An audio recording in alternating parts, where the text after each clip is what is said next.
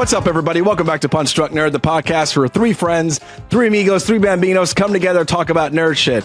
My name is Luis Gonzalez, and with me is Miguel Sanchez and Deadpool. And this week we are talking about the one, the only Alien Earth. There is a 2-episode premiere drop.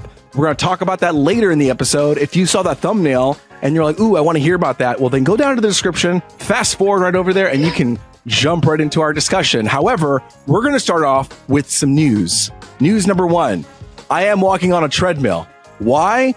Because there is a company incentive, like challenge, that the team with the most steps will get a prize. So my whole team, we said we're going to win this shit. So I'm going to be walking this week, and I'm going to be walking next week. I like that. I love that. Yeah. Good for your health. Exactly. Did you know you're supposed to have like almost like 10,000 steps? You are supposed to have 10,000. At least 10,000 to 15,000 if you. Yeah. Brother, I sometimes get 3K. Calories. Your daily calories should be 2,000, and your steps should be 10,000. Right? That's insane. I think on a good day, probably the best day of my life, I'm hitting 10K. And then every other day, it's like 3K. You guys remember last year? You guys remember last year when I was in shape? And I was hitting like 12 to 14,000 every day. My God, how are you doing that? Like, walk us through that. Real quick. We saw. I was deliberately. What contributed also was I was walking Lily to school in the mornings, but also I was making time to go on walks at work, and then I was running on my lunch breaks, and I was just trying to stay on my feet as much as possible. Obviously, this year I've had some trouble with my leg and my back. Right. Stuff. Second news update here. I'm feeling my blood pressure is high, so we're just starting to walk more. We're going to sleep more, walk more, which means I'm going to do less. So it's going to be great. I used to do all my stuff at night. Now we're just talking over Ed. Fuck it. Ed, tell us what's happening in the news. Well, the first one, I have no idea, actually. So I'm not an AMC member, so I don't. Let me talk over you then. AMC is going to shorten their previews. If you know AMC, they have their previews 25 to 30 minutes. It was 20 minutes before. It was kind of like a little secret everybody knew. They were like, don't show up until like the 20th minute. That's when it really starts. Yeah. They added more time. Now it's 25, maybe 30 minutes. And now they're broadcasting that onto the app. Two people aren't happy. The people and the movie industries. The movies don't like it because it's like people, I think only like 20% of the audience shows up during the trailers now because of this. Mm-hmm. And so the whole point of the trailers is for people to see the trailers, and now no one is seeing the trailers because the trailers are too long. So, they're going out and they're saying, hey, we're going to work hard. We're going to remove some of those trailers, but I think they also might remove some of those like ads. AMC internal pre-show ads. There's like always so many of them. And I know you don't know much about it, but AMC starts off with like, in a world, Hollywood starts with an idea, and it goes through this whole thing, and then the trailers start. And then there's a Coca-Cola ad, and then there's an ad for the theater you're in, and then there's the Nicole Kidman ad, and then maybe there's like another little baby thing of like, thanks for coming to the movies. It's like Ryan Reynolds talking to you. So there's a lot of like fluff happening. All right, thoughts. Come on, thoughts. Start. It is a lot. Just to add on to what Luis, just to tag on what you said, it's like the app started broadcasting. It would be 25 to 30 minutes before your movie starts. And that is going to drive people to be like, well, why do I show up now when I could show up now? You know what I mean? At the end. And when I show up at the start of the start time, quote unquote, of a movie, the theater's empty.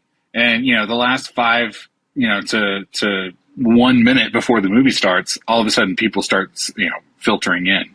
Right. So it's too much. I would say that one last thought is Eric, a longtime listener, a friend of ours of the podcast. He was like, oh no, it's actually a good thing for theaters to have this because, it's giving them money.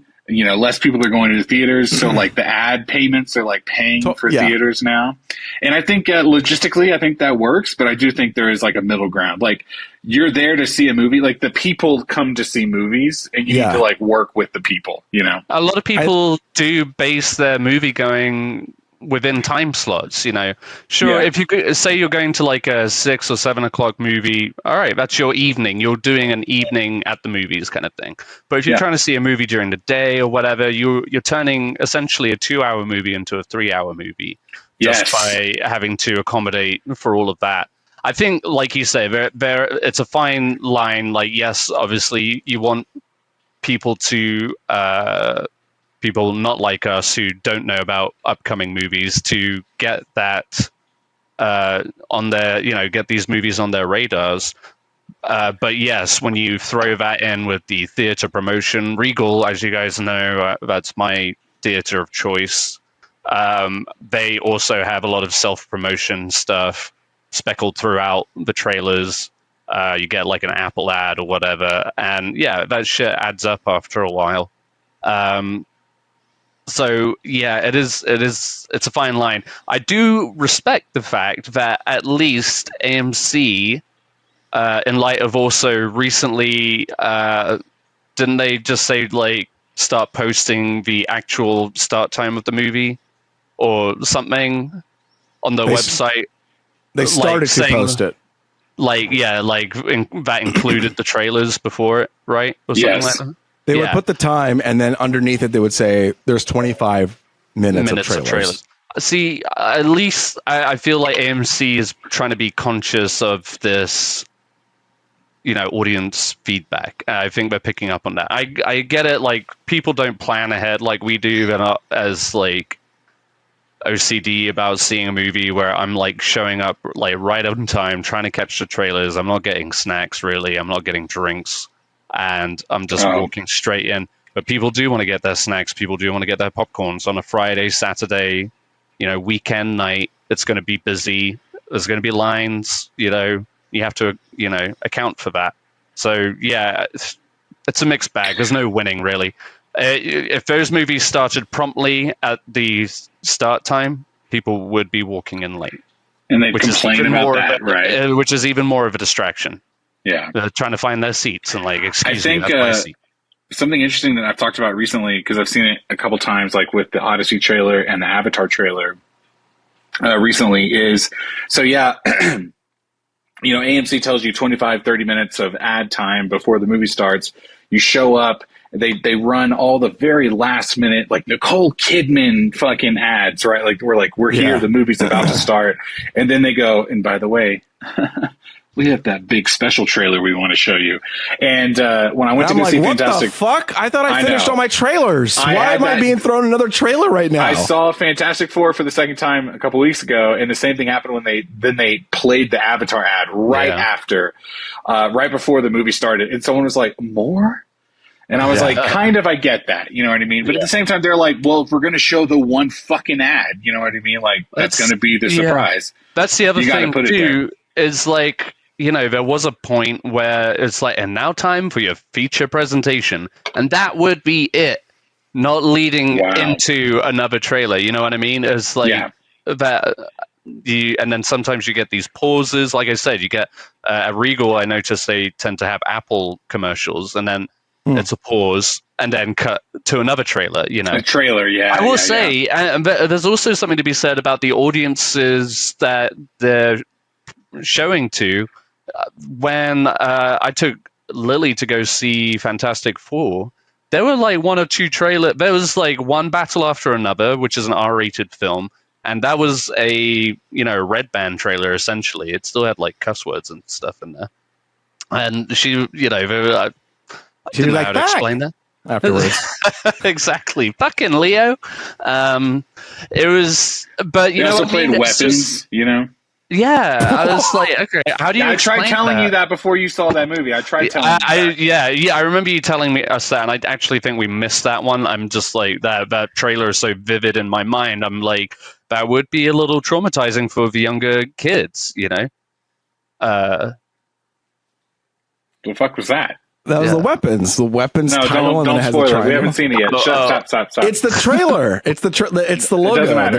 It doesn't matter. The logo. You haven't seen the trailer? Superman or something. I thought you were saying vagina, to be honest. No, it's just the triangle in the trailer. I haven't seen it either. I've been trying to see this movie for so long. I'm seeing it I don't know when I'm going to see these movies. Now that I have to sleep more.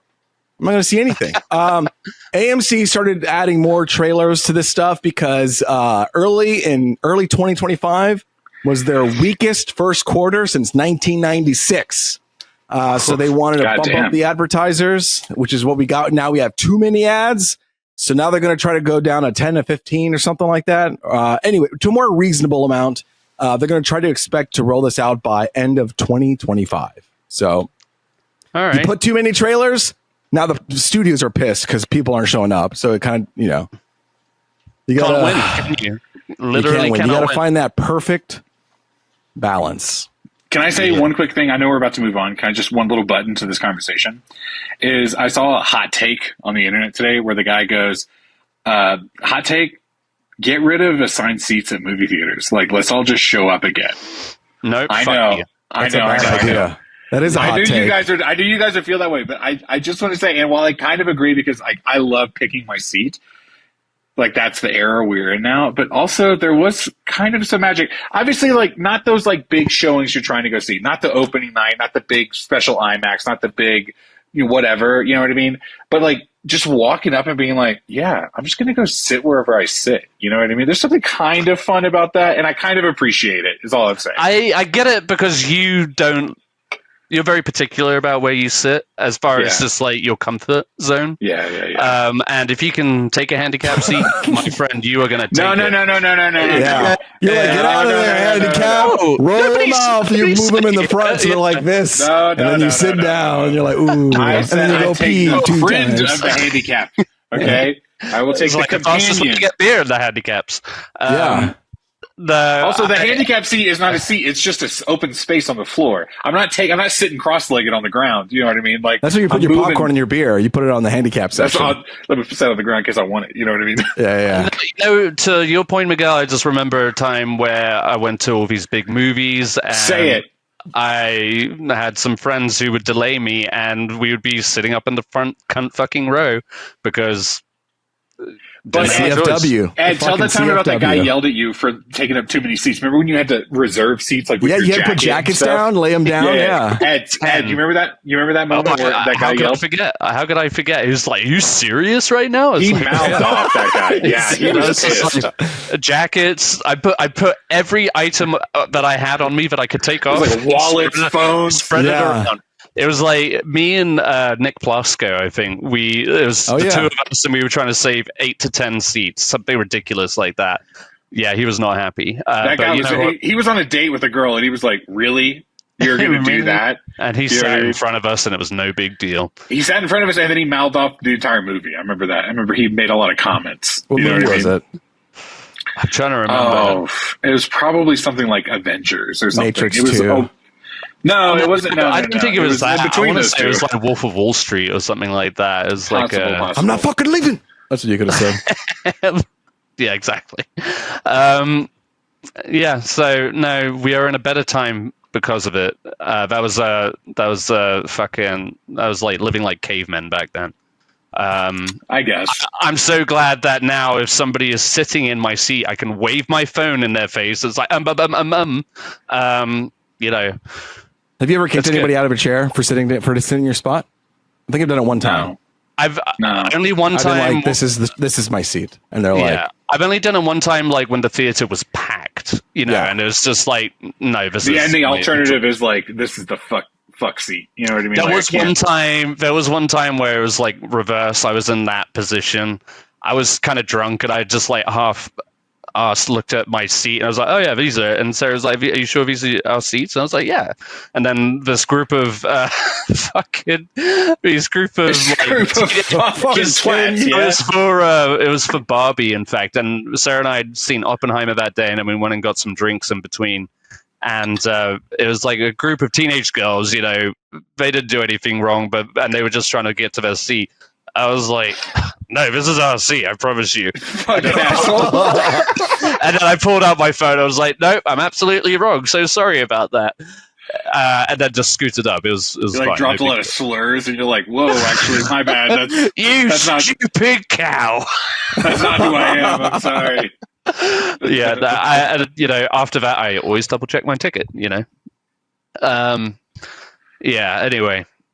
Well, that's a movie experience, I guess. Movie experience of yesteryear. Yeah. Well, funny enough, speaking about trailers, shorting trailers, let's talk about trailer. Let's do a trailer talk here. Here's a real short one. Two short ones. Ed, hit us up.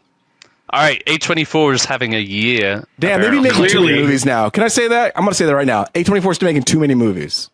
Oh, okay. Okay. I think it's watering down the product a bit. That's all. I'm done. Okay, what do you think about Marvel movies? Well, Marvel's a studio film. I mean, they're always going to be watered down and too much. What's A24 was A24? like a safe place, and now everyone's here. It's too many.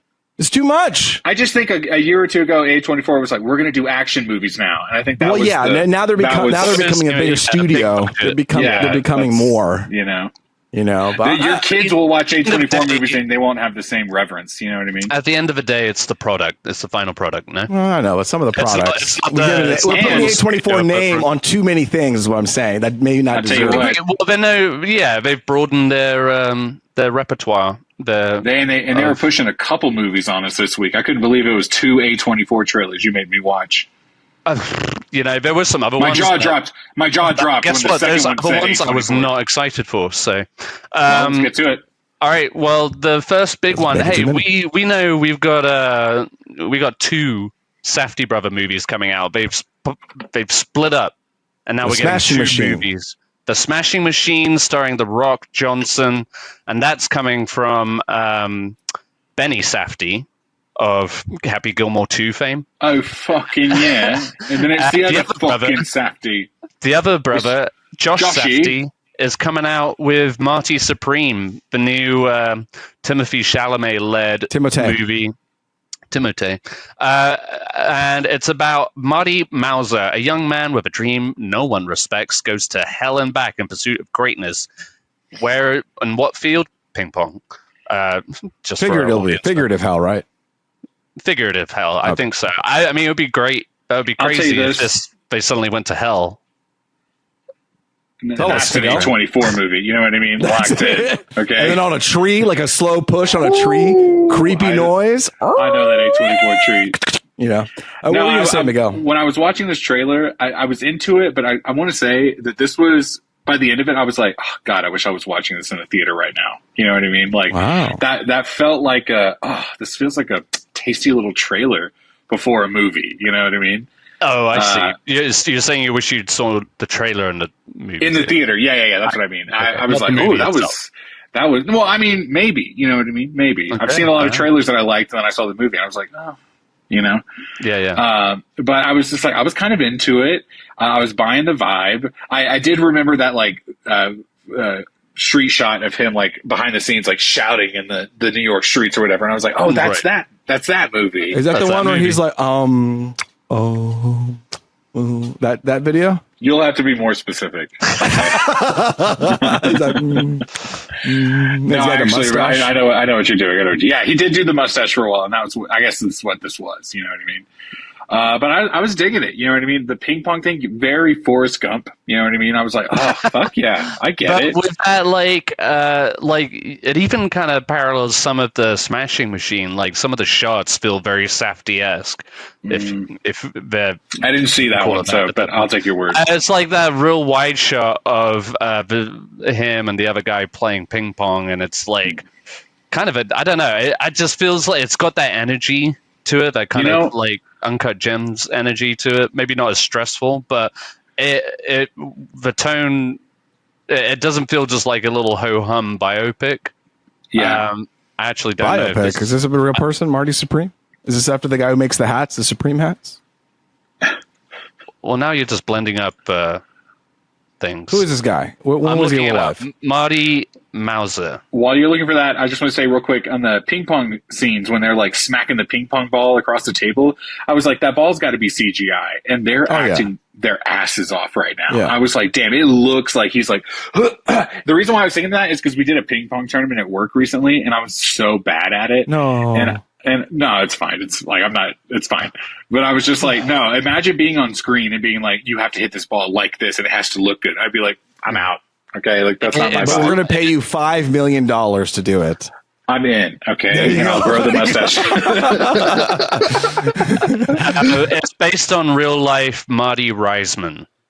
Okay. So different name. But yeah, I mean, Louise, we all know you hate Timothee Chalamet. So are you in or out of this film? I saw making fun of him, but ever since I started it, I saw his face on the thumb, and I decided not to click it.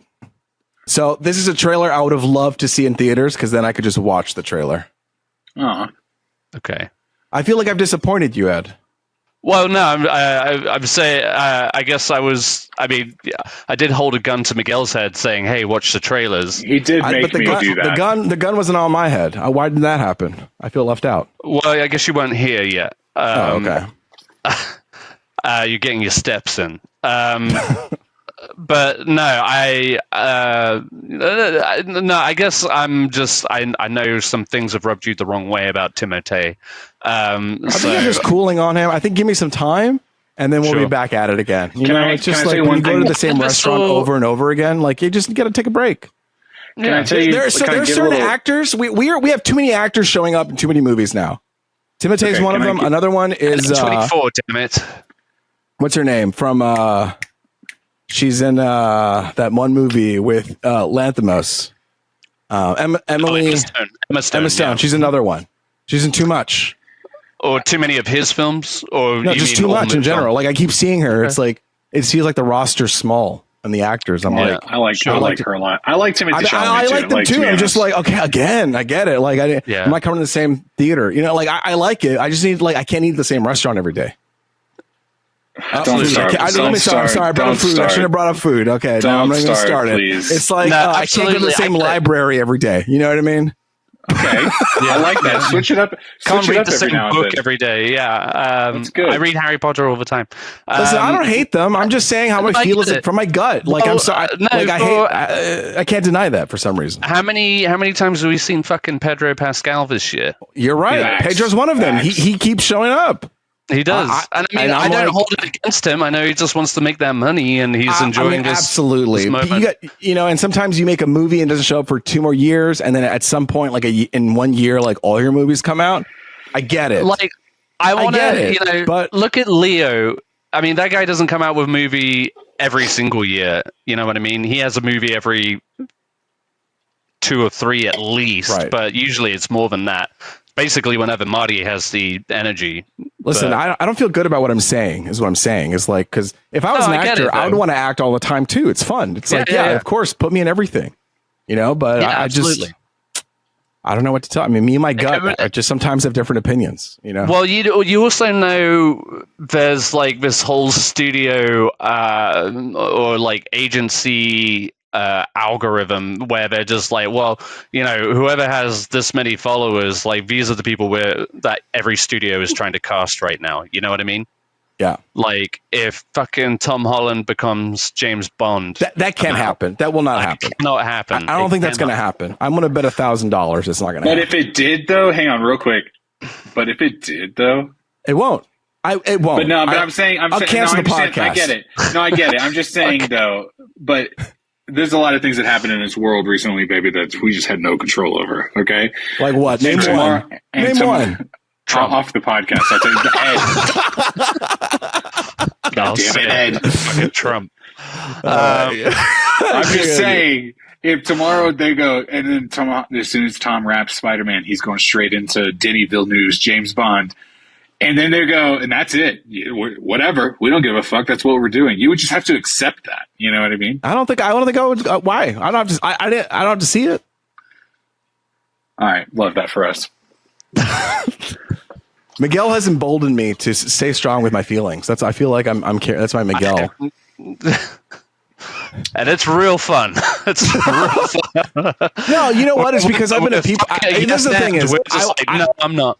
I was a people pleaser for so many years of my life. I was even people pleasing movies. I was like, no, it's good. No, it's good. They're good. Give them a chance. Yeah. And then I don't know. It's like, is that the type of life I want to live where I'm people pleasing everything? Damn. Okay. Damn, Luis. Let's move on to the next trailer. If I had legs, I'd kick you. Another A24. And I'm sorry. I feel like I've disappointed you, and that makes me sad. No, not at all. Not at all. No, I love you, Ed. You're within your right. I love you too, bud.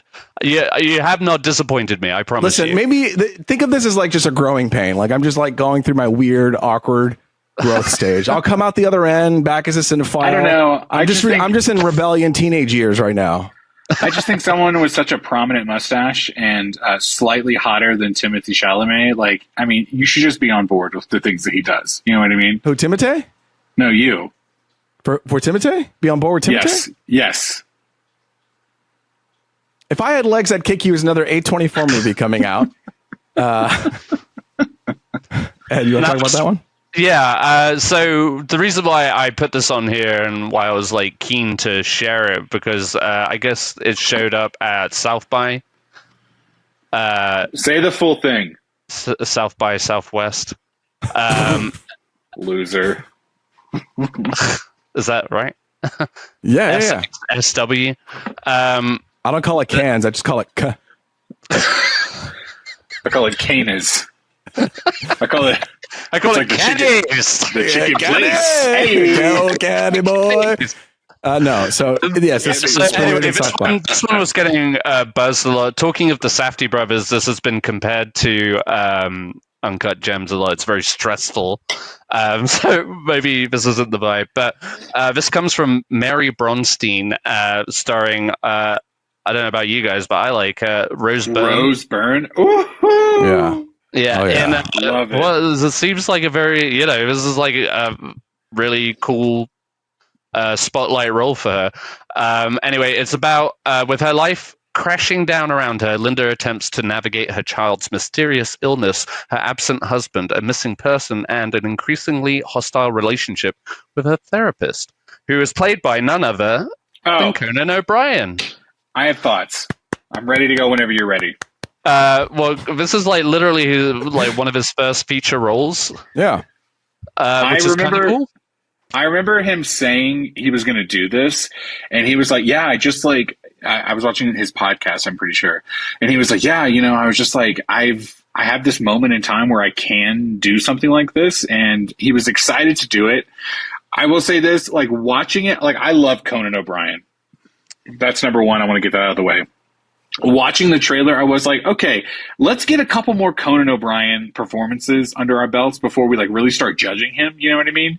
But like, if this is what I'm just saying, if this is what he wants to do, like get your feet wet, Conan, like start doing projects, because I think there is something there. I will say he stood out in the trailer because I was like, oh, he's doing it, but I was like, okay, not quite. Not quite. Like when Steve Carell was doing it, like when he came out doing like Foxcatcher or something. Well, no, I wouldn't say that. I think he deserved an Oscar for Foxcatcher, okay? But I'm just saying. I'm saying Conan. But by that point, you know what I mean? Steve Carell had done a lot of acting. You know what I mean? Conan O'Brien is not known for being an actor. And so I'm saying if you're going to start acting, like start acting. Go ahead and do it. Like let's see a couple different things from you, because I'm not going to judge you on this one performance. Because it does seem a little like, oh, he fits the role, but it's like he could be a little bit more deep or whatever. But I would say this, Rose Byrne, fucking love her. Dude, anything she shows up in, I'm just like, yeah, locked in. I'm ready to watch it. No. Sorry, real quick. She has a she's in the studio, right? No. She works with Seth Rogen on a couple different things. And he recently said that like one of the things that's great about working with her is that they just have this really good chemistry together, and he really likes working with her because they just seem to fit a vibe. Oh, they did The Neighbors, right? Yeah, that's where he first started working with her, but he did Platonic with her, and then I think he's doing one other thing with her. But no, I love Rose Byrne. I can't remember the first thing I saw her in, but ever since I was like, yeah, dude, anytime she's on board, so am I. For me. But it was Rose Byrne. Oh, it was actually ASAP Rocky. Speaking about Conan O'Brien being like, hey, get your feet wet. ASAP Rocky is starting to act a little bit more, because I think he's in one other thing that I can't remember. The Denzel Washington movie. Yeah, Highest to Lowest. And I'm like, okay, dude, if ASAP Rocky is about to start acting, I'm kind of here for it, because he also has a lot of like charisma and charm. And I just feel like he's perfect for the screen. This was one of those trailers with watching both of them back to back. I was like, I kind of would watch both of these on two different vibes. So I was into it. I'm probably gonna see it. And honestly, I'll talk about it later, but we've become an Apple TV family in this house. So Yep. Oh, I just said I said Apple TV. I was conflicting the two, A24 and Apple TV. A24 is not necessarily Apple TV, but You're an A24 family now? well, we've always been an A24 family, but now we're into Apple TV, which I guess is Rose Byrne's show with Seth Rogen. Is where I was thinking about it, but I don't think he's in a show with Seth Rogen. Platonic. Yeah, there is the new Apple one that they have together. I'm not. Listen, I've been watching a lot of Apple TV. I know they're together. Okay, he's an Apple family now. Did you not? Did you not hear me? I don't think I did. Say it again. No, I will not be made fun of. His family does Apple. Physical? No, that's not it. That's too old. Platonic. But I don't think that's what it's called. That was an Apple TV. Yeah, Platonic, and yeah, I don't know. Yeah. Well, there you go. Anyway, I thought this trailer looked intriguing, albeit a little stressful, but I'm here for it. Yeah, Luis, did you watch this one? Yeah, I did. I'm excited for it. It looks good. Gotcha. And Miguel, you're kind of like, yes. Yeah, I am. I would say the thing that stressed me out about it. The thing that stressed me out about it was, besides Conan O'Brien, was that one moment in the trailer where the girl, she's got like a daughter or something, and she's like in the bathroom, and she's like, "Mommy, there's water on the floor," and she like walks up to go see her, and then it's like that they show that shot of like water's all seeped into the ground, water's coming from the ceiling or whatever. But when I first heard it, I would go, "Oh God, that fucking kid overflowed the toilet," and all I kept thinking was like, "God damn it, that is like the mess you don't want," you know what I mean?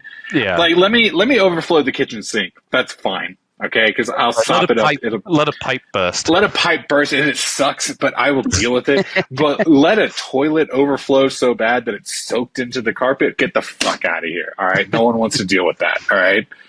And so I was on the edge of my seat the entire trailer. And then A$AP Rocky showed up, and I was like, "Look at that hot young gentleman. Go ahead, sir. All right, you deserve to be in movies." Bravo. And he's married to Rihanna. Yes, sir. All right. Are they married? Ahead. Baby, they're common law.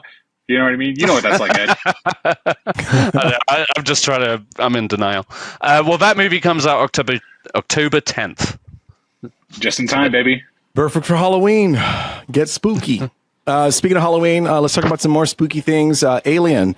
Alien is now on planet Earth. So we're going to talk about Alien Earth. There was a 2-episode premiere on Tuesday. And it came out on FX and on Hulu.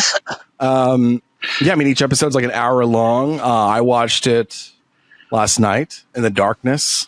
It was fantastic. Yeah. But let's do how are we feeling? What do we thought? First reactions, you know? Ed, did you see for all 2 episodes? I did. I watched the first one last night, and then I watched the second one today on my computer. But yeah. And Miguel, you just watched the first, correct? I watched 1.5 episodes, and I tell you what, I'm glad Ed told me to keep watching before the podcast because shut up, okay? But I will say this: God, I'm like a producer this week. I love it. There was a moment in the second episode where my jaw dropped, and I was like, I'm so glad I kept watching. Oh, okay. Because I do want to get to that. Now, obviously, I didn't finish the whole episode because, oh my God, I was pressed for time. Here we are. I wanted to make sure I was ready to go for the podcast. We'll tread carefully once we... I don't care, but I'll tell you the thing. Yes, say it. That's fine. I'll tell you the moment when it gets there for me. Sure. But my very quick thought is I love the Alien franchise. And so even though I didn't get to watch both of them right away, this is something I'm very near and dear to my heart. And I really loved the connection to the franchise, the way they opened that first episode. I was like, that is Alien. You know what I mean? Yeah. And I loved that it's not A-listers right away, but they all feel like real characters. You know what I mean? No, I mean that seriously because it's I was laughing at Luis. Sorry. Oh, sorry. I was speaking with my wife. Anyway, I'm into it, and I'll keep watching it, but I can't wait to hear your thoughts. So, also, just I forgot to say, this happens 2 years before the movie Alien, so that's worth the time. Which will be interesting to see where they go with that. What did you think about it? My first reactions are I was kind of locked in, like Miguel said. The immediate set off with the aesthetic, the look of it, I was glad they went that kind of analog route of the first film. There's like a mishmash of like clean, but also like rusty and old stuff. You know what I mean? Like you had the upper deck and the down. Upper deck is a weird way to put that, but like you have that one control room, and then the rest of the ship, which is kind of grubby. It's just like flashing lights, and you know. But I dug it. I dug the, they didn't immediately fall into like the alien trope. They kind of just show you what happens to this initial ship through flashes or flash forwards. Even I thought that was a little confusing. I had to kind of like lock in for a second. Well, this is just a prediction, but what I think, and based off of how they opened the second episode, is that instead of doing like previously on, they're just going to do these kind of like horror flashbacks of what happened previously to. Interesting, and then they kind of walk into the moment. Exactly. You don't need much more than that. You don't need it spoon-fed to you. I might be wrong on that. That's just a prediction based off the second episode. Anyway, but overall, yes, I like the look of it. I like the feel of it. I think they are doing some interesting things with creatures beyond the xenomorph that we're so accustomed to. Kind of stepping away, not stepping away, but just like keeping the alien as the central antagonist, whilst also introducing a whole world of other things in the world. Yeah, exactly. Broadens it a little bit. They're giving us like a look at Earth during that time, which I think will also be interesting, because it's also that fine line of like Prometheus, where everything in Prometheus looked more modern than the original Alien, even though that's supposed to happen like 100 years before or something like that. So for now, I'll just say it has my attention. I like a lot of the characters, at least some of the main characters that they've introduced, and the conflict or the scenario that they're in, instead of just being locked in outer space, bringing it down to Earth, I think poses some interest. And like you said, Luis, this happens 2 years before Nostromo and all of that in the first Alien. So I'm keen to see how that ties together. I mean, I feel like it's kind of repeating the same thing as far as like the visuals of it all. When you think of TV, think of movies translating to TV, you kind of lose a little bit of that magic. Yeah. And here, when you step down to TV, it's like, I don't think I lost any of that magic going from movie to TV. Like the way that the direction of Noah Hawley with the cinematographer, with the production design, chef's kiss, because you were able to nail it on a TV budget, but make it look like a film, and also give us unique looks of a film where it's not just like basic setup. It's like, you get cool shots and you get to try out cool things, and you get to sit with a shot for a while and let that spook you up. I'm super excited. I also like, we get into Earth. We're figuring out like where the mindset of humans are.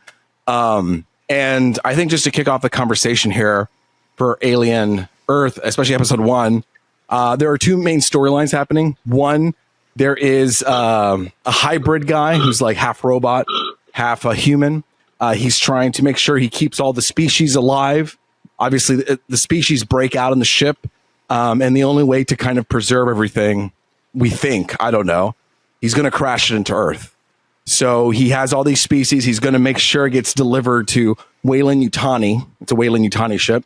And then they crash into another. There are 4 big companies. Weyland-Yutani is one of them. They crash into another one called Prodigy.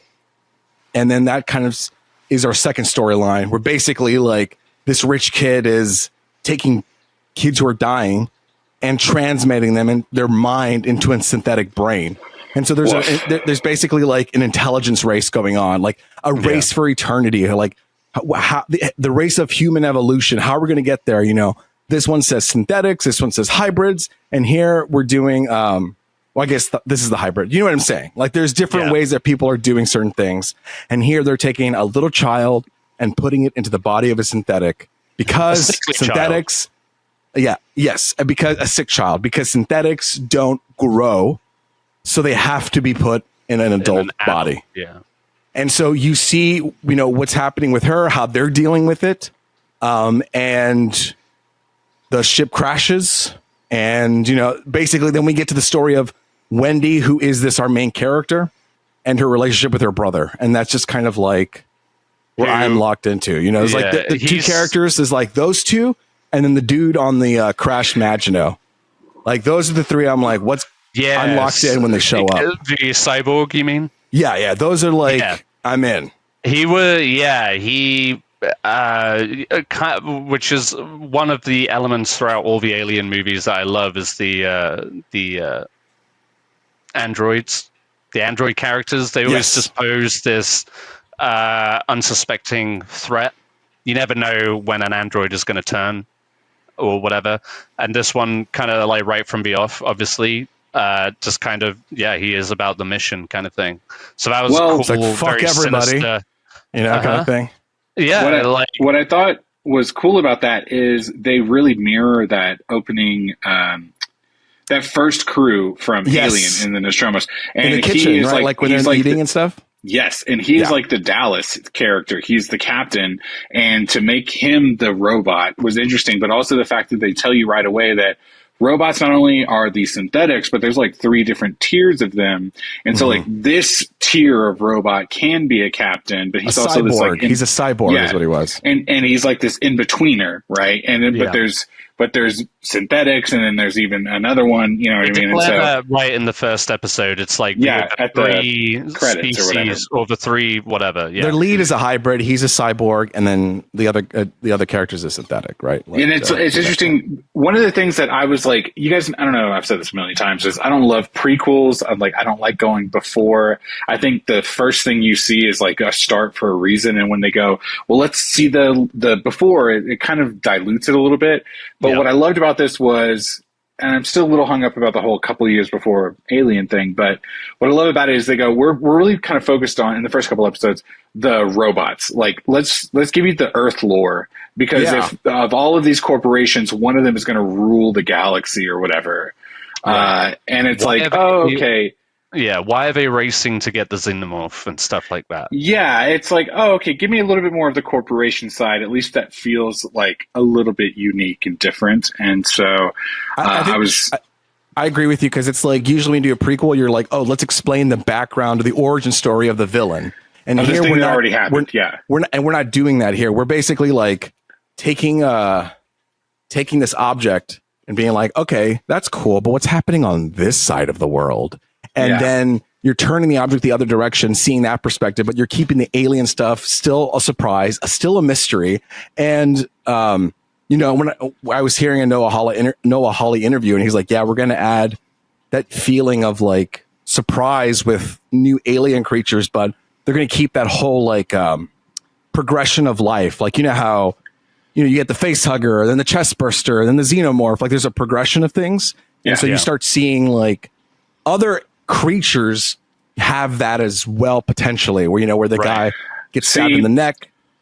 Oh, yeah. They introduced the other bugs and stuff, and I was like, oh, okay, I see what we're doing here.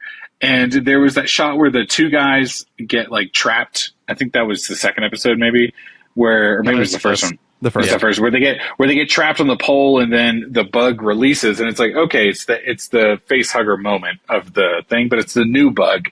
And there was one moment where the first guy got like injected with the bug, and then the bug crawls to the second guy. And I was like, man, knowing what I know about aliens, if it was just a bug crawling on my face, I think I would try to eat it. You know what I mean? I think I would just try to be like, you know what I mean? Like, let me just like, let me just. You're not wrong. You know what I'm saying? Like, a face hugger you can't do anything with. And maybe this bug will kill me right away if I bite it, but I was just like, I don't know, like, let me crunch the shit out of this thing, because I'm not going out like this. All right? Yeah. I've said this like before. Stop banging your head against the pole or something. No, exactly. And I just think that the Predator and the Alien are both so scary because you cannot kill them. You know what I mean? They terrify the fuck out of me. But if it's a little like centipede crawling across my face, bitch, I will figure it out. All right? You're not crawling in me. I'll tell you that.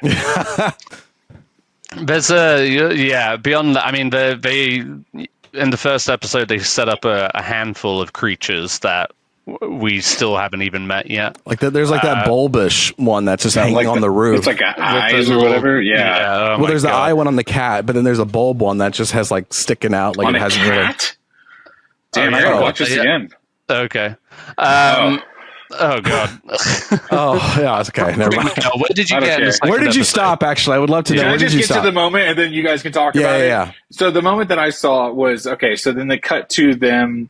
It's like the patrol unit going into the ship because they're like the rescue crew, right? And they go in there and they see the dead people, some of the cast that we saw in the first episode, and they kind of are starting to put two and two together that something's happened here that's not just like space, like something has happened. But then there was that moment where they jump over the ledge or whatever and they catch it and then they go, all right, you fucking whatever they call him. They're like, jump! You know what I mean? They call him kind of like a pussy, you know what I mean? And then he goes to jump. He very quickly goes, wait, there's something up there. Whatever, I'm just going to jump. And then when he jumps and the alien comes out and like snatches at him, dude, I stood up. I said, no!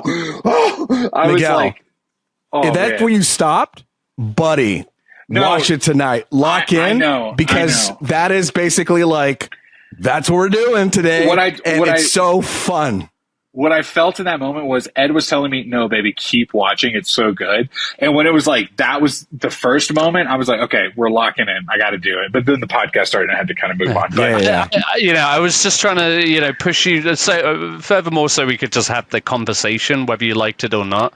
But, it has this kind of propulsive energy where it's kind of like a haunted house almost. Like you're because not only are you dealing with the wreckage of the ship, but you're also dealing now with the building surrounding that ship. So it's all becoming intertwined. You're seeing residents. And then you have that guy from the Maginot, the cyborg walking around. You never know when he's going to pop up around the corner. And then you have like different species showing up in random places. And they're sending more people in all the time. And now you've got these synthetic characters. The Lost Boys.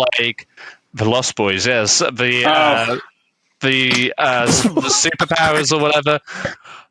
Did we just remind you of that or something, Miguel? Did you forget? Yes, I didn't forget. But I was just Wendy, for fuck's sake. No, I'll talk about it in a second. No, I just want real quick. Just Peter Pan? Okay, sorry. to tag to what Luis was saying earlier. In the first two episodes I was watching, I thought the budget for this was so you felt it on screen. You know what I mean? I think it was managed. You know, there were a couple of things that I was like, oh, that feels TV budget. But like, there were also some really standout moments. I was like, damn, this is a movie. Like, you guys put their marbles in the right place so that it would look really good. Yes. You know, and they focused on the right thing. I do want to I said kind of at the beginning is like. They know what the xenomorph is. They know that the audience knows what the xenomorph is, but they are using it so well in like the typical fashion that we expect. Hidden, and it looks like it's part of the ship. Exactly. Part of the certain things. You know what I mean? Every time you see it, it's like one of those moments. But at the same time, it's almost misdirection. Like, yes, the xenomorph is always going to be there. This is called Alien Earth. Get over it. But it's also like everything else that they've set up that has you worried now. You know what I mean? And instead of like holding back and waiting till like the latter half of like the fifth whole season, to introduce the xenomorph, which the pacing is really good. Where like the first episode's like the mystery and setting up the tone, and then the second one's like, we got you, babies. We're gonna get some action there too, you know. So it's like without cheapening the xenomorph itself, it's still got all those elements, but they're using it so well that it's still surprising, still unexpected, still scary. Like I guess Miguel hasn't gotten to that point yet, but there's a really cool scene where he hides himself. Oh, I feel. Wait. I know what you're talking about, Ed. It's something to look forward to, but it's they just they did a good job. using those. Yeah, they're doing it so well. Well, I don't want to jump ahead. Maybe this is the thing you're talking about. Maybe there's something beyond what I'm talking about. But I was in the first 15, 20 minutes of the second episode, and there was this really great shot. And this is just on my part. There's this really great shot where he's like, the alien is hiding in the background of the ship. And this is like before you'd really seen the alien yet. And he walks by it, and then it moves, and you're like, oh shit, it was there. It looked like it was part of the ship. Like up, I don't know if you got it's like up there. It's like moving up top, just like in the corner. Yes, but there's that moment where he walks by it, and then right after that, there's also like a shot of them walking by, but they have their helmets on, and it's a really great like 1-2 where you see because an alien has that like helmet look to it. Yes. And then they're walking through with their guns or whatever, and you see them too. So it's like a really great like companion shot.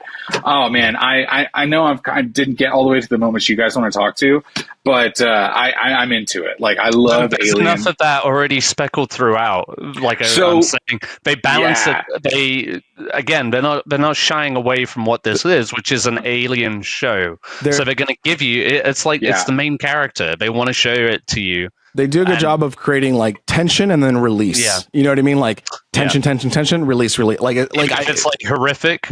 It's,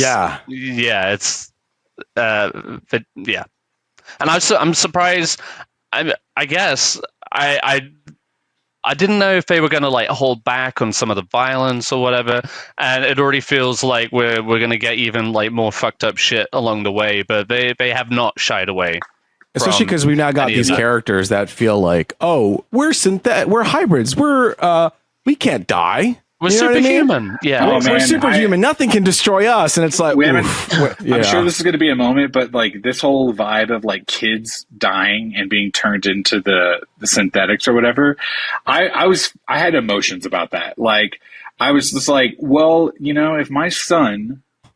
Sorry to get real for a second. If my son was dying of cancer and they go, he will lose his body, but we can put him into this like robot, I think I would have to really consider that for a second. You know what I mean? Because I'm also watching Severance, and there's a theme of that in Severance where it's like, what does it mean for this one version of you to become another version of you, And it's like, part of you is kind of like, well, yeah, it doesn't matter. That's that, and this is this. But it's like, what does that actually mean? And so, like, when they, like, that first girl, and they showed it a couple more times in the second episode, but it's like, when these kids are just, like, they die, and then they put them into these other bodies, it's like, damn, that's heavy, Yeah. And it's like a whole different vibe than just, oh, it's a monster running around. You know what I mean? And I love that because it's like, how do you separate yourself from Weyland-Yutani as like another, like we want to hold Alien like sparkling, wet, dirty, that feeling. But then how do we do Earth? Like, how do we have a different look, but still stay close? And what is he? He's a trillionaire. You know what I mean? Yeah. And so of course he's like, yeah, I think we should kill them and they should be in different bodies. And it's like, hey, fuck yourself for a second. Like, no, I was like, they talk about it more in the second episode too, about his intentions. No, I'll get there. Yeah. And if you guys want to talk about it, let me step off for a few minutes. I mean, I feel like we don't have to. Yeah, I don't have to. I feel like we've gotten like the most of the meat of like the spirit it's more of it. It's like, yes, we could talk about like specific moments and scenes, but really and if anything, it's better for our audience who hasn't seen it yet or might be on the fence about watching it. We're just trying to give the vibe, and what, like I said, what they've already established in the first episode, they continue on the second. Stop calling me a pussy.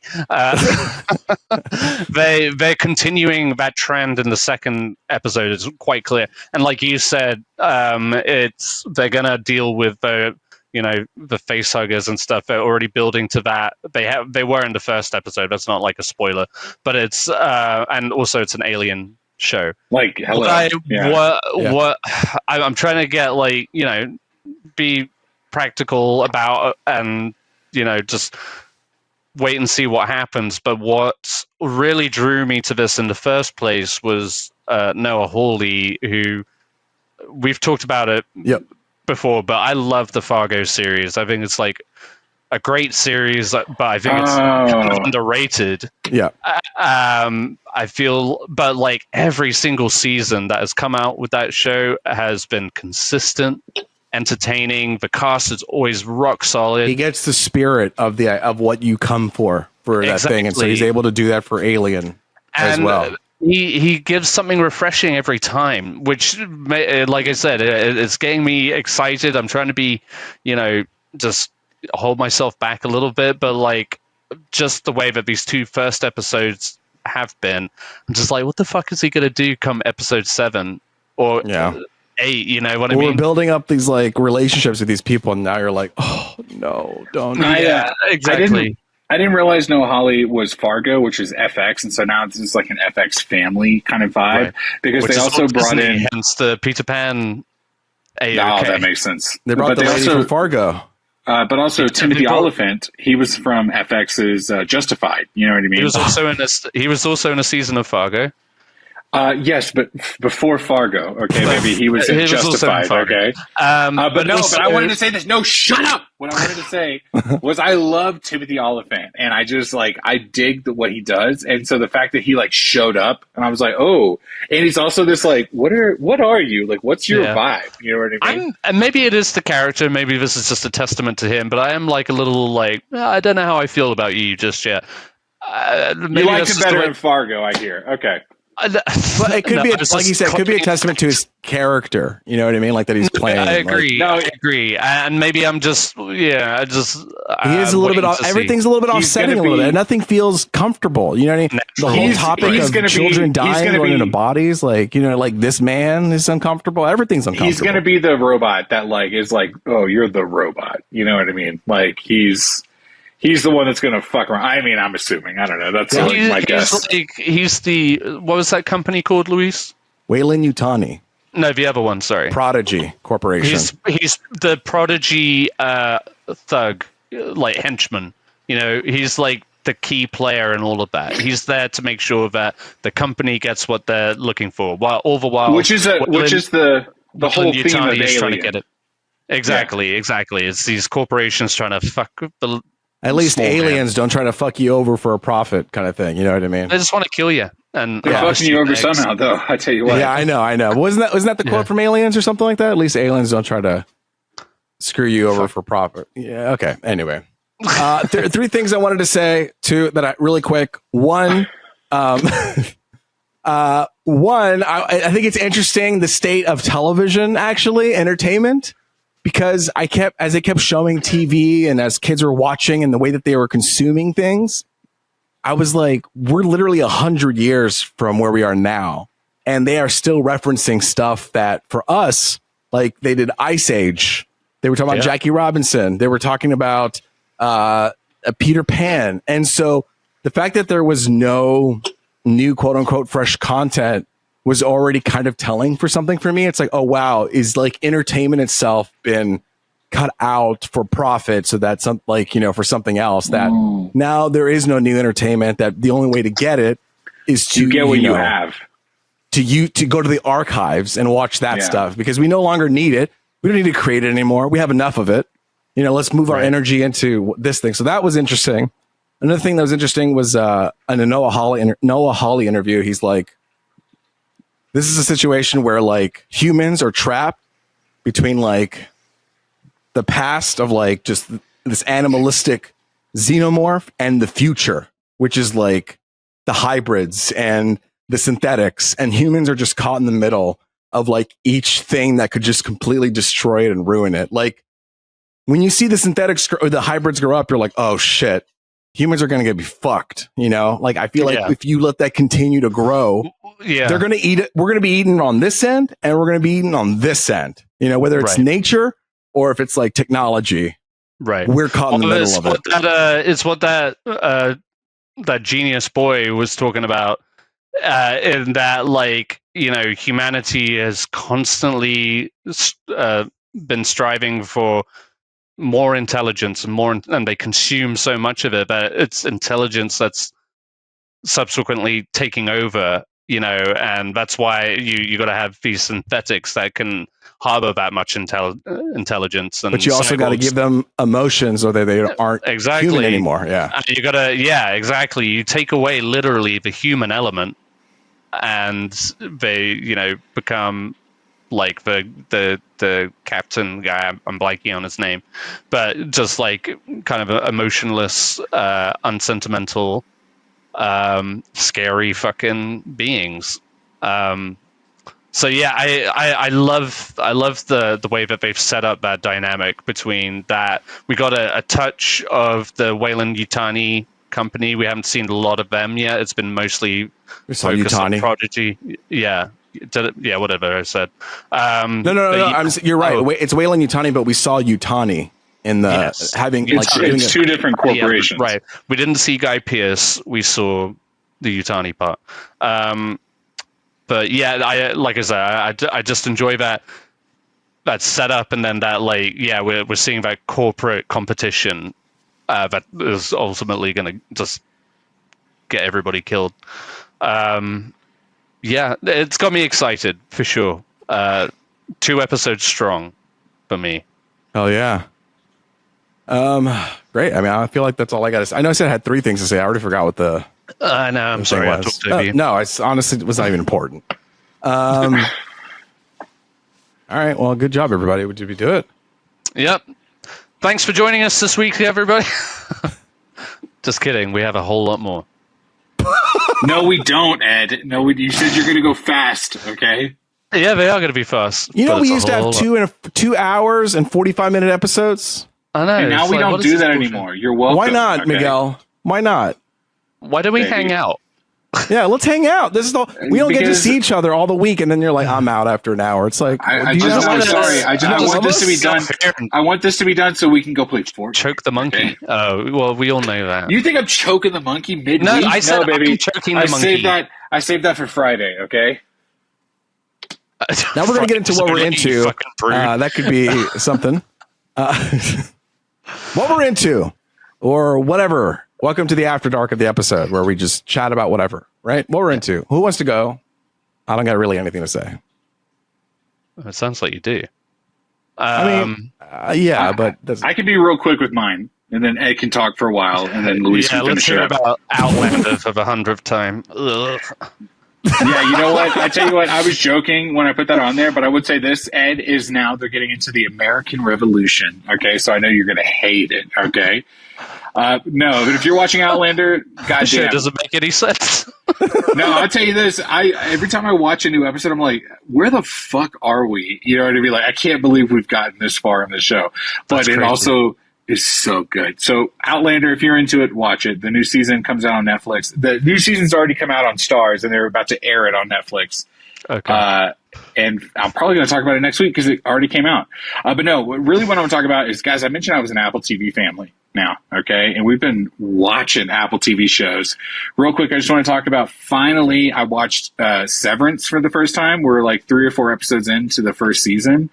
And this is a show that we've like started over and over and over again because we just like weren't into the first 10 minutes of the first episode.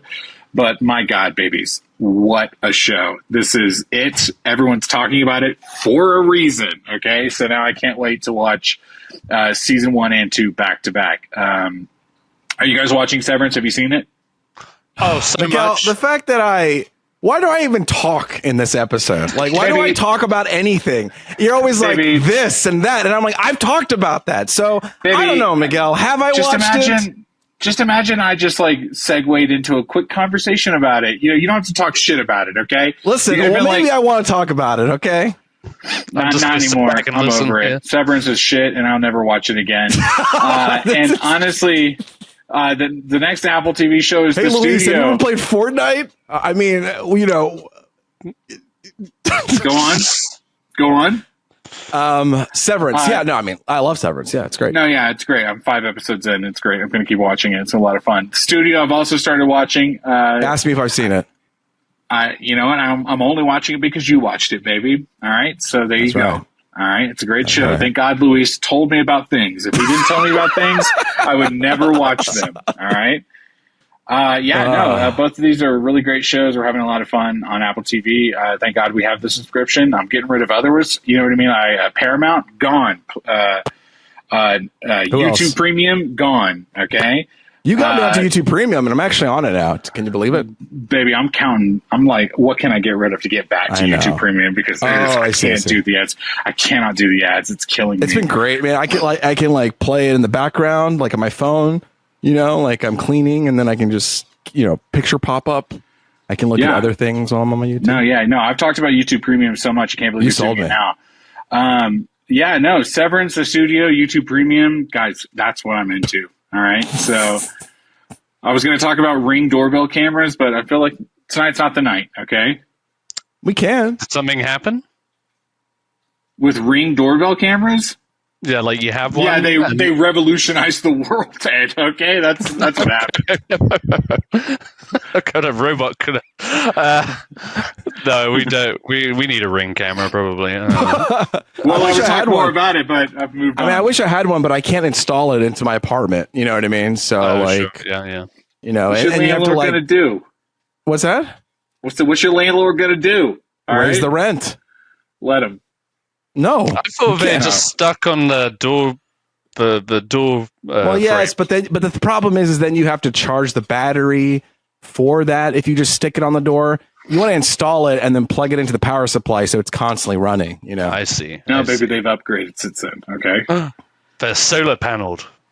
Are they solar paneled? Are they, Miguel? I don't know. We didn't get to it tonight, but next week we're going to talk about Ring doorbells. Next week. Let's get into Ed's monologue. Go ahead. I said they were brief, you cunt. All right. So today, I say today. Oh, you watched that? Fuck. Sorry. No spoilers. No spoilers. This is more of just like a. That's good. I'm happy for you, but I wish. Who cares? I want to see it. That's why I care. It's stupid. So through the official Superman site, they released an hour. That's not actually what I was freaking out about. It was something else on your list. Not the. I do want to see Superman, but I saw something else on the list that caused the freak out just a second ago. The next one. Okay, got it. Okay. Yeah. We had him. Miguel, you don't like Hope. Okay, this is Superman. Miguel hates Hope. His hope died. That's why we're being mean now, because you like hope or happiness, so we got to be angry. No, my hope and my happiness was when I was talking about Apple TV, and Luis goes, "I already watched it." Okay, no, you asked me. You said, "Have you seen it?" As if I don't listen to you, but I'm going to ask you if you've seen it. Do you know how triggered I am? You know that's a massive trigger. I was like, let me open up dialogue in this brand new tiny episode of our podcast. That's what makes me a human. Okay, that's a Superman. Okay, this is the best episode. Yeah. Where are you going? I'm talking about Superman.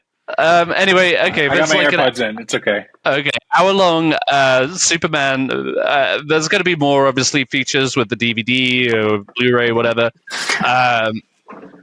But yeah, so I did get to watch it. Instagram was promoting it. You just have to type in Hope when you get to the website, and you have access to the YouTube video. Now, talking about YouTube Premium, there are so many fucking commercials in it. But I watched the whole hour, and you know what? It made me just want to go see Superbad again. Just you get a real taste of the sincerity and the heart that went into that movie, whether you agreed with it or not or whatever. It definitely gives you a nice little. I always enjoy making ofs back in the DVD era. I love a good table read, and stuff like that. Like looking at the sets, how big of the set they actually made and stuff. Like one of my favorites is the Kingdom of Heaven director's cut edition. There's so many hours of behind the scenes footage. But anyway, I digress. Anyway, that's it's great. available I love it. You for free if you just go, like I said, to superman.com/unlock the fortress, and you just type in Hope, and you get the full hour doc. And then, I did, just for funsies, this week, I watched Final Destination Bloodlines. Had you seen the other ones? I've seen, I believe, the second one and maybe the first one. The second one is really good. I mean, I'll be frank, it's been so long since I've seen either one of them. Yeah. Those movies aren't really my vibe usually, but I heard good things about this one. It came out on HBO Max, so I just checked it out. And you know what? Some great deaths. I want to see it. All I'll say is like there's one guy that they set up who has a nut allergy. And you take it from there, my friends. He's like, no, EpiPens, baby, EpiPens. Oh. But I was trying to make one with you. there are some good ones. I mean, the dialogue is so stupid. The story is stupid. The acting is bad, but it is that's what Final Destination is, I think. It's just like a fun, dumb, cool kill time. Really you want to see the setups for these crazy deaths. Yeah, and that's exactly what it achieves. So it's a Rube Goldberg horror genre. I won't get into it, but Luis, whenever you watch it, let's talk about it because. Right. What if I want to watch it? Please do. Please fucking do. Luis was just expressing how much he wanted to see it, so I'm just relating to him. Miguel, I would love for you. It's easy, like 1 hour and 30 or something like that. Let's go. But yeah, like there's some pretty good deaths I would like to talk about, so I'll hold off on that. And then lastly, MSFP. What is that? Who wants to take a crack at that acronym? Wait, hang on. Just before you do it, Ed and his goddamn acronyms, okay? He just refuses to just say it, I'm going to come up with my weekly acronym, I think. He's got to hide it behind an acronym, and then he'll say it like he didn't know. And I hate that. I hate that for you. I hate that for us. What is MSFP? What does that mean? Man of Steel First. Miguel Sanchez Fortnite Party. Yes, baby. Whoa! No fucking way. No fucking way. It was that, 100%. Yes. Oh, baby. All I was just going to say is, yes, this last weekend we celebrated Miguel's 29th birthday. Absolutely. And he's still young, still sexy, still moving and grooving. He hasn't lost his luster for life. So what we did what we did for Louise. So we had a nice Fortnite party. We had a good old time on Sunday. I feel so dumb now. We played. I'm talking for myself. But Ed, keep it brief. That's what Miguel wants here. It says, please keep it brief. I said, shut up. Happy birthday, Miguel. So let's move on. Luis, Claire. No, it was really fun. We didn't win once, but it was really fun to jump into the new season of Fortnite. It was with you, Miguel. We all got the Power Ranger skins. That was fun. Ed bought things, and Eric bought things. Eric bought the Battle Pass. You bought the Battle Pass. I didn't know Eric bought a Battle Pass. Wow. I spent like sleepless nights after that. I was just like, why did I spend so much money on Fortnite? Well, you said you would spend. You said you would spend a little bit more on me, and you never did. So I'm still waiting for those skins and those shoes. Sorry, baby. Here's a tip. Oh, you want some shoes, don't you? If you're gonna buy on Fortnite, buy anything on Fortnite, I just learned, go and buy it on their website because you will get 25% back. I was able to get like 1,000 V-Bucks for like nothing because I had all this cash back from. So Luis is not lying. It's a good reward. I did try to gift Miguel some shoes, some kicks. I'm sorry, but I have my relationship with my PlayStation Network profile is rocky at best. Every time I try to go and do that, it sends me through a loop. It's like I have to go do this thing and you gotta go. This guy. So really, I'm just going to Venmo you the V-Bucks, and you can shove that up your Bucks. Oh, baby. I feel so dumb now. I was just like looking at the acronym. I didn't realize. I appreciate you doing that. Thank you so much. It was a lot of fun. I feel so dumb now. It was a lot of fun. I really appreciate everyone playing and having a good time. It was an all-day thing. I stepped away for a minute and had dinner and came back extra drunk, and it was like, let's go. You know what I mean? And I came back on after saying I was done for the day because I was like, is Miguel coming back? Because no offense, I'm tapped. I'm tapped out. Ed he'll tell you real quick, I'm in bed, I'm not playing. Ed got out of bed and played again that night. And it was just like, I was so hungover the next morning. I could not believe it.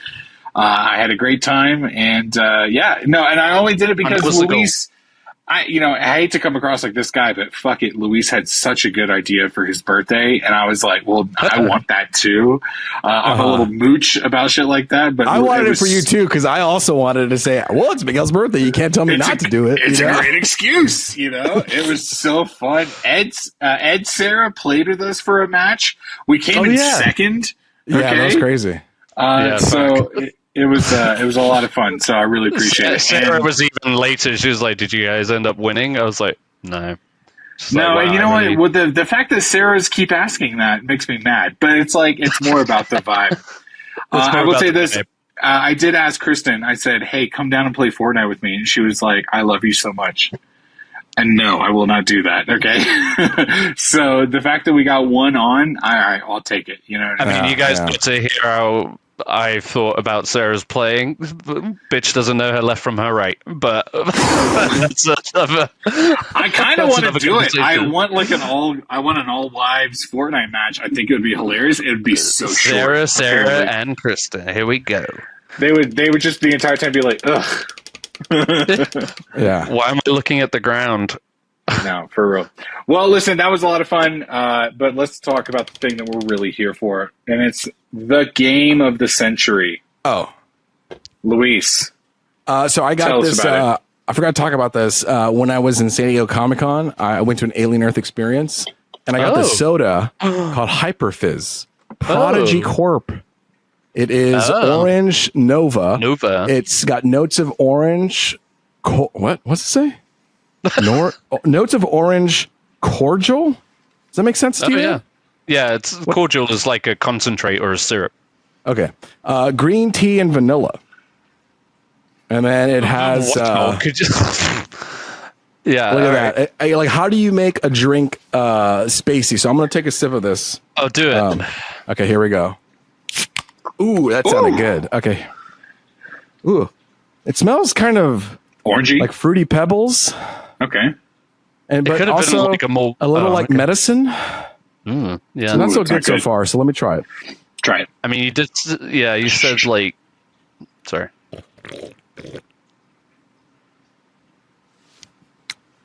It's like a high C with a little vanilla into it. Oh, the vanilla is what's throwing me off there. The vanilla would be better, I think. I don't know. That's the only. I think that's their like. We got to make this spacey. Let's put something crazy in it, like vanilla. Ultra white. Do you have tequila or something to pour in there? Rum, dude. I tell you what. If you got drunk off this and tequila, like super drunk, and you open this the next day, you would immediately vomit. Do you know what I mean? It's like one of those like Pavlovian things of dude. Like. I never ever want to drink that again. Like if you may if you put it on the billboard, do not drink hungover.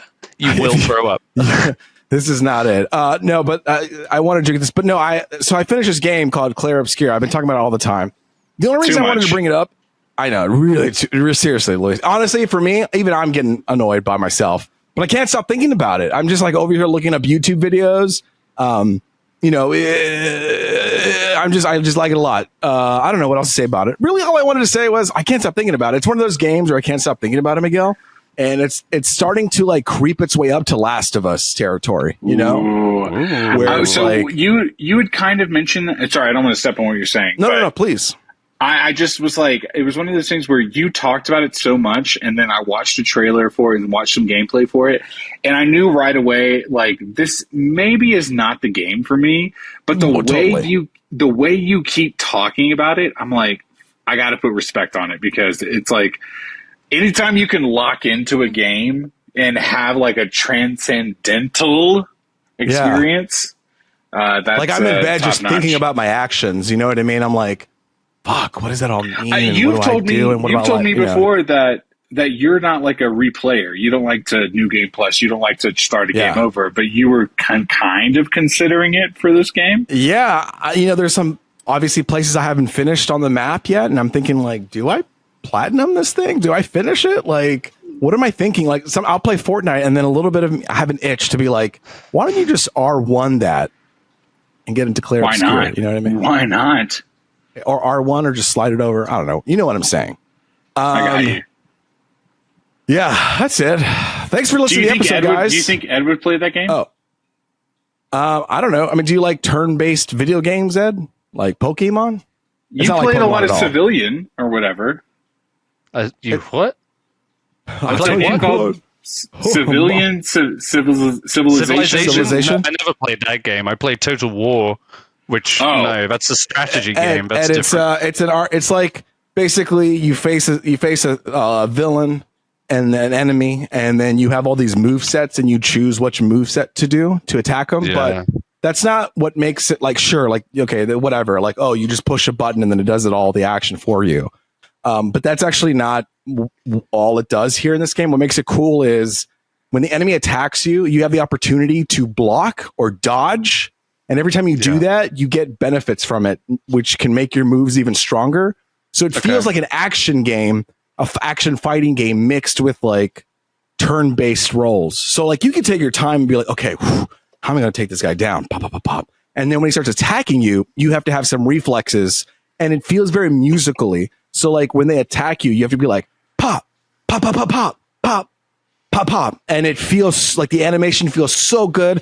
The haptic feedbacks feel so good. The music is beautiful. The sound effects are cool. And so all of that just coming together makes it a really fun experience to like, I want to parry this person. And you go, and you feel so good when you get the system down. And so it's very active. It's not like you could just sit back and play it, you know? The issue with all that is Ed has a PS4 and also no rhythm. So he just would not play well. No, it requires a little rhythm. Ed, tap your foot to a beat right now, you bitch. Let's see you do it. That's pretty good. He's out. That's pretty good. That's all right. Miguel has commented on my rhythm before, and God, sorry you danced at my wedding. Okay, my bad. All right, God forbid. I'm going to say right now, this drink is terrible. Now that I've been sipping on it, I don't want to finish this drink. And you know me, I like to finish everything. At least it was free, right? Could you one last thought? One last thought before we wrap up. Compare it to the Pepsi Peeps. Ooh, let me tell you something. I got one Pepsi Peep left in that fridge. I am so afraid to open it because once I open it, it's the last Pepsi Peep I'll ever have. It's been 2 Easters or whatever since Easter has come out, and I've like looked up Pepsi Peeps, and that nothing. Can't be good, can it? What do you mean? Like doesn't soda even expire eventually? I guess, but I mean, I guess at some point it's going to be like it's on its last straw. Literally, no matter what, you should drink it today. But I also don't want to drink it because then there won't be any more of it, you know? Because the dream you know what will you die. should do, Luis? I actually kind of liked it a little bit, yeah. You should make a like a Pepsi Peep syrup, like make a reduction from the soda and then use it for like an old fashioned or something. Whoa! Like I love you, Ed. I love you, Ed. Not you saying a Pepsi Peep reduction. No one has said that in the history of America. All right. You just boil it down to it's like thicker, more sweet, and more concentrated, and then next time Ed comes to California. Okay, hold on. So I can just put it in a pot and just boil it, and then as it just it starts to reduce it. Yeah, reduce it down by half, and then you can use that as like a syrup. Luis, practice with another soda first, and then do it with Ed. Do it with Ed on the FaceTime, and you'll get what you're looking for. Okay. You remember for your wedding, you wanted like a cat themed one, and one of the ones was like Jack and Coke. Yeah. And like I made a Coke reduction with that, with just like some Mexican cola, and I reduced it down to give it that kind of like Coke flavor. Yeah. No, totally. He can show you how to do it. Okay. All right. It seems pretty simple, right? I'll try with the regular Coke. It's an easy process, but yeah, you do have to sacrifice that one bottle. But then I get to keep it for like different old fashions, right? Exactly. Syrups last for a while. Okay, guys, so there you go. That was your weekly cocktail. That was so good. That was so good. This is a good episode. I love us. I love you. I'm so glad we all liked Alien. I was afraid somebody was going to be like. Thank you for letting me not me. watch both. I had a really stressful couple of days this week, and I was just glad to do like an episode and a half. You know, knowing full well that you will finish it later. I love Alien, to be honest. Y'all know me. That's like a franchise I like. So yeah. I can't wait for episode 3 when never mind. Thank you guys for listening. Tune in next week. We got some more episodes. We're going to keep doing this podcast. What are we going to talk about? Who knows? Yes, of course. I love it. Okay. Thank you for listening. Tune in next week. We'll talk about some more stuff. It's been me, Luis Gonzalez, and with me's been Miguel Sanchez. And Ed Bull on a new computer chair. Woo! Oh, I love that chair, to be honest. It's very comfy. It's very comfy. And I get like an airflow to my ass. You feel like a space captain with your interlock. Let me get the review because I'm trying to spend some Amazon bucks. Like, let me get a chair. It's not Amazon. This was from Wayfair. Okay. And until next time, later, Gators. Laters.